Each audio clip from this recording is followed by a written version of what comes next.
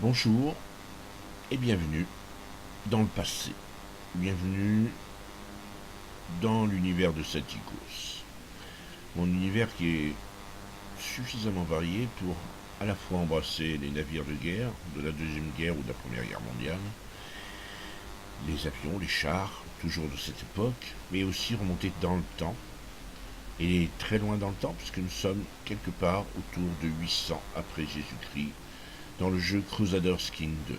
Alors, qu'est-ce que Crusaders King 2? Très très rapidement, c'est un jeu qui a été développé par les studios Paradox, produit par Paradox Interactive en 2012. Il s'agit d'un jeu de stratégie en temps réel. Donc nous quittons totalement le domaine de la guerre, nous quittons totalement le domaine d'une sorte de PVP ou de PVE avec les navires, les chars et les avions de guerre. Nous rentrons plus dans un domaine beaucoup plus ancien, le monde de la chevalerie.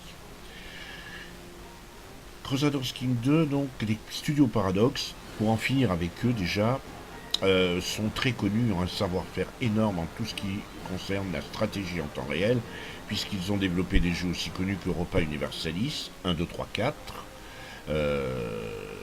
plus un Europa Universalis Rome. Ils ont donc développé Crusaders King 2 et donc a fortiori un Crusaders King 1, un jeu sur la Première Guerre mondiale et sur l'époque post-Première Guerre mondiale et Première Guerre mondiale qui s'appelle Hearts of Iron. Victoria et Victoria 2 qui, comme son nom l'indique, s'intéresse à l'époque victorienne, et Stellaris qui est un 4X qui se passe dans l'espace. Là nous sommes sur Crusaders King 2 et nous allons démarrer une petite vidéo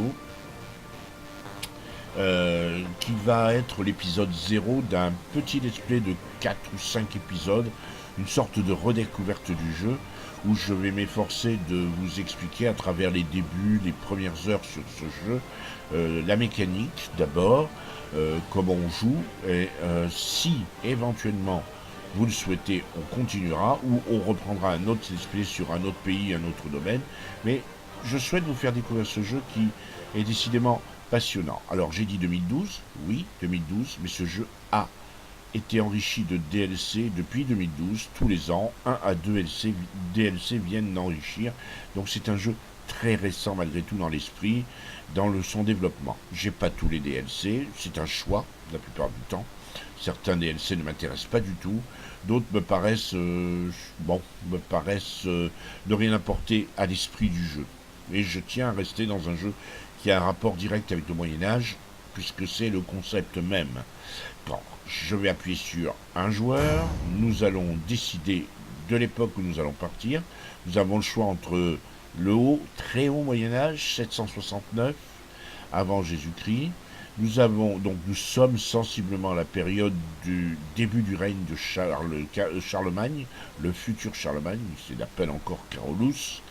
Nous avons l'époque des Vikings, 867, là c'est pour les grandes invasions, essentiellement en Normandie, mais aussi en Angleterre.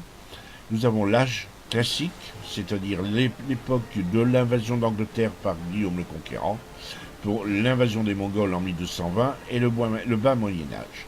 On va choisir l'âge classique. Pourquoi alors on choisit l'âge classique? C'est tout simplement parce que je souhaite démarrer sur une période qui était la période du jeu Vanilla.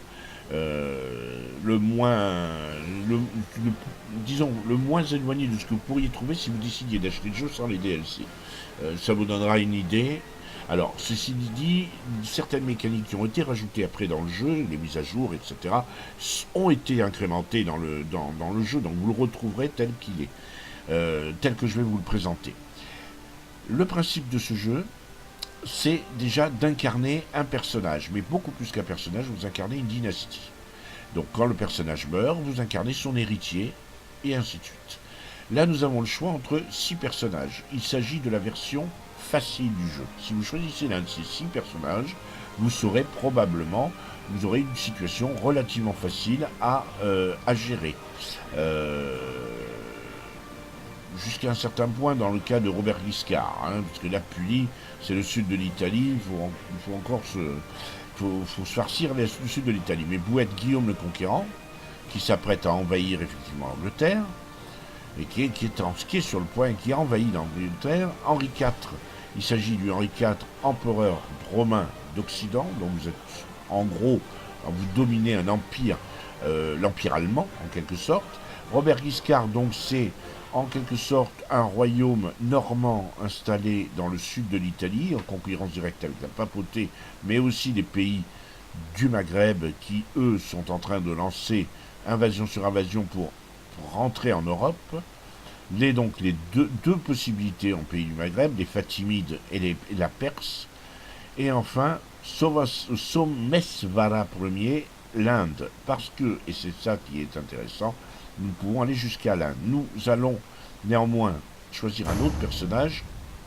On va choisir tout simplement un let's play. Alors je vais choisir une région. Alors je vous montre d'abord, parce que c'est quand même intéressant, la carte du jeu. Vous voyez, vous partez donc de l'Islande, tout au nord, jusqu'au sud du Sahara et au Ghana, l'empire du Ghana, pas le Ghana actuel, hein, l'empire du Ghana.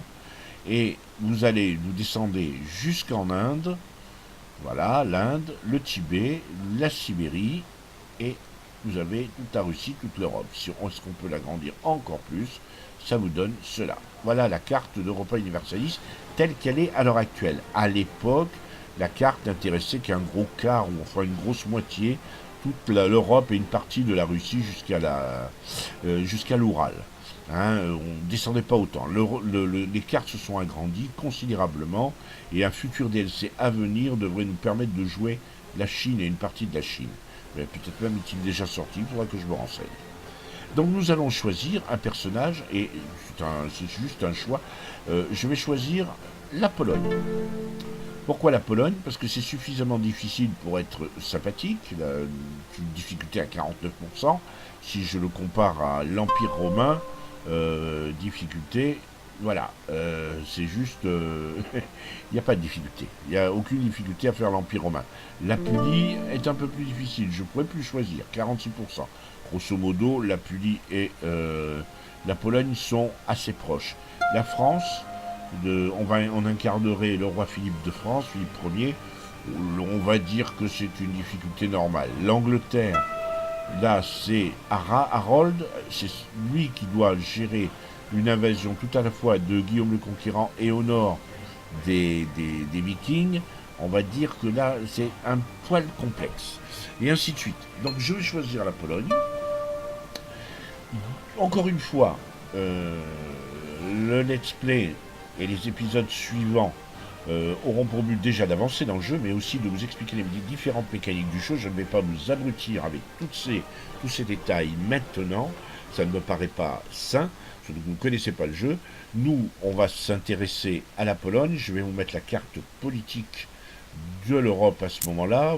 Voilà, vous avez ça.